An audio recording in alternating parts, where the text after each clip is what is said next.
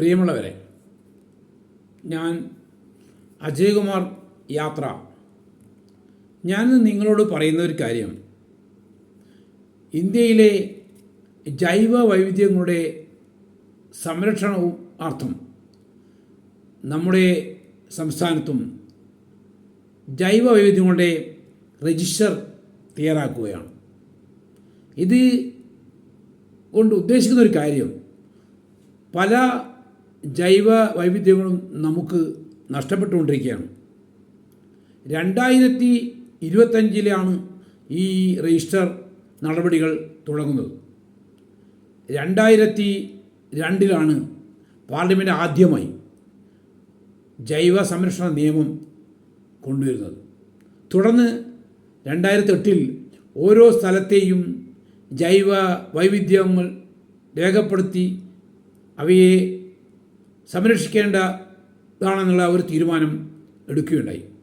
2009 ഇന്ത്യയിലെ സംസ്ഥാനങ്ങളിൽ എല്ലാം തന്നെ ആദ്യ രജിസ്റ്റർ പൂർത്തിയാക്കാൻ വേണ്ടിയുള്ള തീരുമാനമെടുക്കുകയും ആദ്യമായി ആ രജിസ്റ്റർ പൂർത്തീകരിച്ചത് കേരളമായിരുന്നു. നാം മനസ്സിലാക്കേണ്ട ഒരു കാര്യം, ഈ രജിസ്റ്റർ എന്ന് പറയുന്നത് PPR എന്നാണ് അറിയപ്പെടുന്നത്. ഇത് തയ്യാറാക്കിയിട്ട് നമ്മുടെ ഇന്ത്യ രാജ്യത്ത് 10 വർഷം പൂർത്തിയായി. ഇനി ഇവയെ പരിഷ്കരിപ്പിക്കാനാണ് ഈ പുതിയ രജിസ്റ്റർ തയ്യാറാക്കുന്നത്. നമ്മുടെ നാട്ടിൻ്റെ പരിസ്ഥിതിയിൽ വലിയ മാറ്റങ്ങൾ വന്നിരിക്കുകയാണ്. മഴവെള്ളം കെട്ടി നിൽക്കേണ്ട തണ്ണീർത്തടങ്ങൾ നികത്തി അവയെ പറമ്പുകളാക്കി മാറ്റുന്നൊരവസ്ഥയുണ്ട്. കണ്ടലുകൾ നശിപ്പിച്ച് പൊടിയോരങ്ങളെ നികത്തുന്നു. നെൽവയലുകൾ ശോഷണം സംഭവിക്കുന്നു. ഇതൊക്കെ നമ്മുടെ പരിസ്ഥിതിയിലെ വലിയ വെല്ലുവിളികളായി കാണുന്നു. ഇവയൊക്കെ ഗൃഹനിർമ്മാണത്തിനാണെന്ന പേരിലാണ് ഈ നികത്തലൊക്കെ നടക്കുന്നതെന്ന് നാം അറിയാതില്ല. മറ്റൊന്ന്, നമ്മുടെ ചെറിയ കുന്നുകളും വലിയ കുന്നുകളും JCBയുടെ കൈകളാൽ സമതലങ്ങളാക്കപ്പെടുന്നു. പുഴയുടെ വിസ്തൃതി ശോഷിച്ചുകൊണ്ടിരിക്കുന്നു. പല പുഴകളും ഇന്ന് കൈത്തോടുകൾ പോലെ ചുരുങ്ങിക്കൊണ്ടിരിക്കുന്നു. ഇതൊക്കെ നമ്മുടെ പ്രകൃതി നേരിടുന്ന വലിയ വെല്ലുവിളികളാണെന്ന് നാം ഓർക്കേണ്ട ഒരു കാര്യമാണ്. അവയുടെ സംരക്ഷണം ആണ് ഈ ബയോഡൈവേഴ്സിറ്റിയുടെ ഈ നമ്മുടെ ഒരു കണക്കെടുപ്പ്. നമ്മുടെ പഴയ തോടുകളെയൊക്കെ പായ കൈതകൾ സംരക്ഷിച്ചിരുന്നു. അവയ്ക്കിടയിൽ വളരുന്ന വലിയ ദർഭകൾ, പുല്ലുകൾ ഒക്കെ വളരെ വിലപ്പെട്ടതായിരുന്നു. വെള്ളത്തിൻ്റെ വലിയ കുത്തൊഴുക്കിലൊക്കെ അവ തടയുന്നതായിരുന്നു. നമ്മുടെ ജൈവ വൈവിധ്യങ്ങളുടെ പ്രാദേശിക തല രേഖപ്പെടുത്തൽ തീർച്ചയായും ഭാവിയുടെ ഒരു റഫറൻസ് രേഖയായി മാറേണ്ടതുണ്ട്. ഇതിലൂടെ ജീവജാലങ്ങളുടെ ആവാസ വ്യവസ്ഥകളുടെ പരിപാലനം ഉറപ്പുവരുത്താൻ നമുക്ക് കഴിയും. നാട്ടറിവുകളും പാരമ്പര്യ അറിവുകളും നാം രേഖപ്പെടുത്തേണ്ടതുണ്ട്.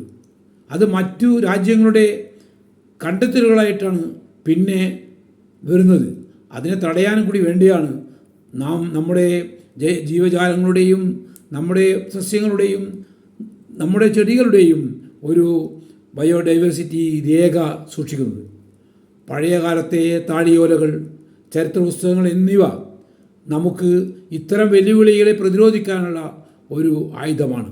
കാരണം മഞ്ഞളിൻ്റെ പാറ്റൻ്റ് എടുത്തപ്പോൾ നമ്മൾ അതിനെ പ്രതിരോധിച്ചത് പഴയകാല താളിയോലകളൊക്കെ കാണിച്ചുകൊണ്ടാണ്. നമ്മുടെ പാരമ്പര്യ അറിവുകൾ, കുടുംബങ്ങൾ, നാട്ടുവൈദ്യന്മാർ, ഒറ്റമൂലി ചികിത്സ നടത്തുന്നവർ, ഇവരെയൊക്കെ നാം നമ്മുടെ ഈ രജിസ്റ്ററിൽ രേഖപ്പെടുത്തി വെക്കേണ്ടതുണ്ട്. ഓടകളിലും തോടുകളിലും വയൽവരമ്പുകളിലും വളർന്നു നിന്ന ജീവജാലങ്ങൾ പലതും അപ്രത്യക്ഷമായി. എന്നാൽ അവയിൽ ചിലത് വീണ്ടും തിരിച്ചു വരുന്നത് കാണാം.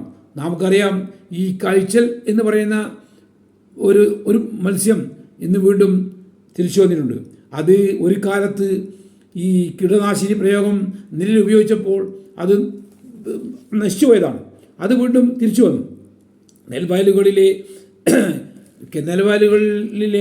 പല ജീവജാലങ്ങളും ഇന്ന് വീണ്ടും തിരിച്ചു വന്നിട്ടുണ്ട്. നമ്മുടെ ജൈവ വൈവിധ്യങ്ങളെ നാം കാത്തു സൂക്ഷിക്കേണ്ടത് നമുക്ക് ഒഴിച്ചുകൂടാനാവാത്ത ഒന്നാണ്. മറ്റൊന്ന്, നമ്മുടെ നാട്ടിലുണ്ടായിരുന്ന അപൂർവം ഔഷധ ചെടികളിൽ പലതും ഇല്ലാതാവുന്നു.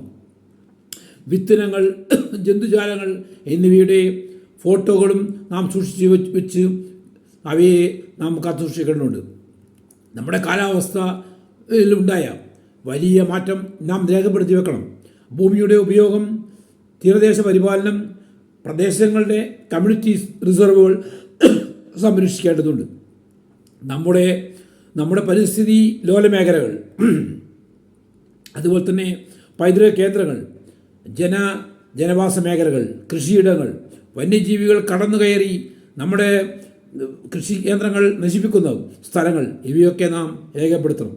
കാലാവസ്ഥ, മഴ, താപനില, ഇത്തരം കാര്യങ്ങളിൽ പ്രധാനമായും നാം ഒരു രേഖപ്പെടുത്തൽ ഉണ്ടാവേണ്ടതുണ്ട്.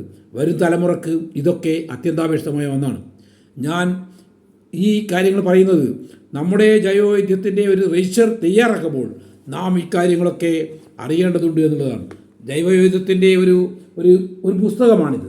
ഇത് നിങ്ങൾ വളരെ ശ്രദ്ധാപൂർവം മനസ്സിലാക്കേണ്ട ഒന്നാണെന്ന് കൂടി പറഞ്ഞുകൊണ്ട് ഞാൻ നിങ്ങളോടുള്ള ഈ സംവാദം, ഈ വാക്കുകൾ അവസാനിപ്പിക്കുന്നു.